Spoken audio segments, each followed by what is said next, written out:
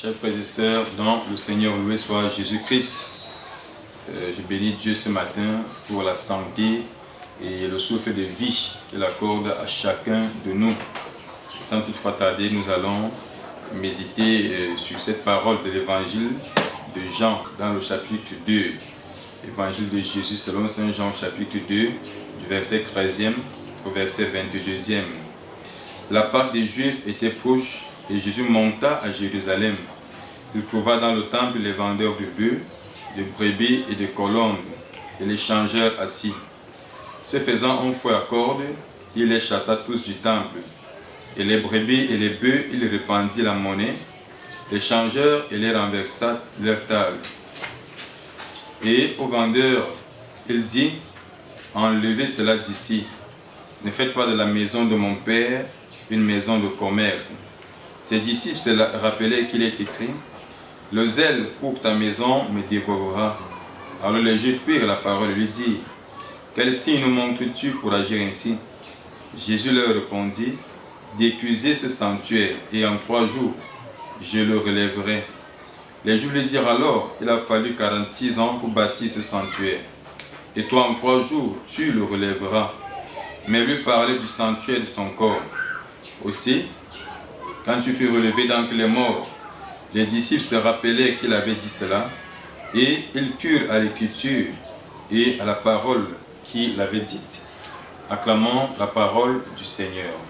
Louange à toi, Seigneur Jésus. Chers frères et sœurs, une fois de plus, loué soit Jésus-Christ. Ce matin, nous parlerons de la purification du temple. La purification.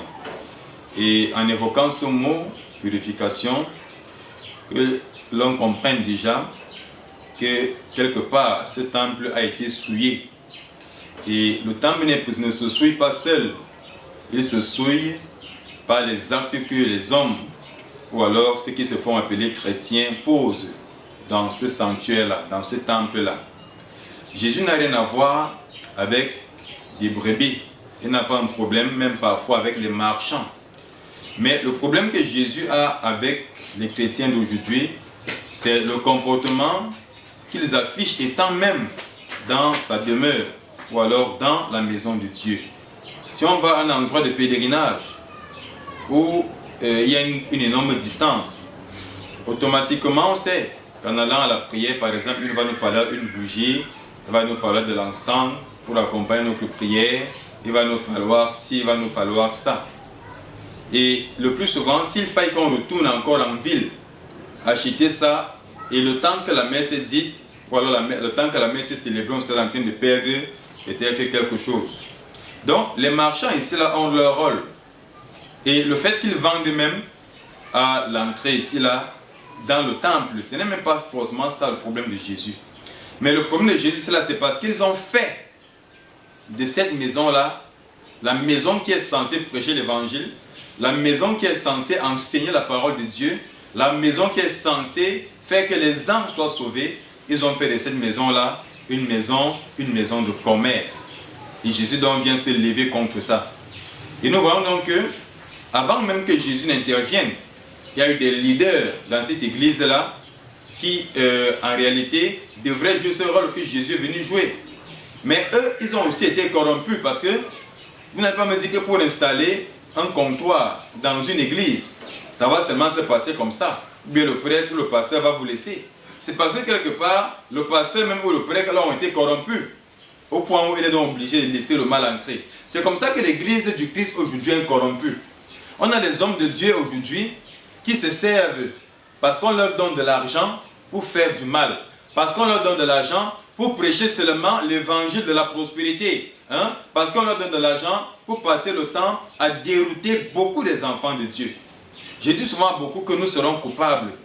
Quels que soient les actes que nous posons, nous aurons à dire à Dieu ce que nous avons fait sur cette terre.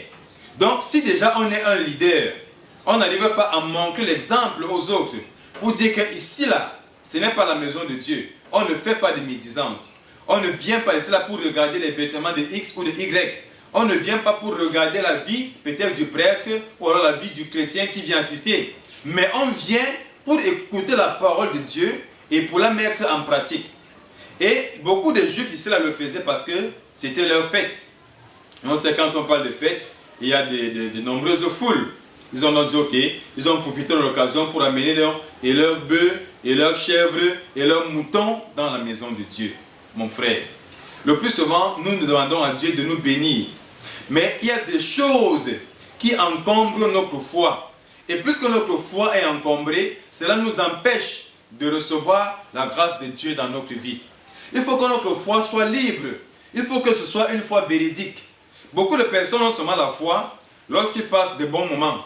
Mais lorsqu'on a quelques moments d'épreuve, quelques moments de persécution, on égare notre foi. Mais ce que je vais te dire ce matin, mon frère bien ma soeur, toi qui m'écoutes, c'est que le degré de persécution dépend également de la gloire que Dieu a préservée pour toi, que Dieu a gardée pour toi. Donc, autant tu auras les persécutions, si elles sont petites, il faut comprendre que la gloire également sera petite. Mais tant que la persécution, toi qui es enfant de Dieu, va grandir, lorsqu'elle est grande, lorsque tu endures de nombreuses épreuves, ça veut dire aussi que Dieu a réservé quelque chose de grand pour toi. Mais tu dois surmonter ces épreuves-là. Tu dois être au-dessus de ces épreuves-là, si tu veux que la gloire de Dieu soit ton partage. Donc mon frère, dans la maison de Dieu, on n'a pas besoin d'être entouré de je ne sais des choses qui ne nous serviront à rien. Dans la maison de Dieu, ce qu'il regarde à nous, lorsqu'on est présent dans sa maison, c'est notre foi. Ce que Dieu regarde à nous, c'est notre cœur. Même lorsqu'on va faire la prière, on peut faire toutefois les prières d'invocation, mais cela ne change rien dans notre vie.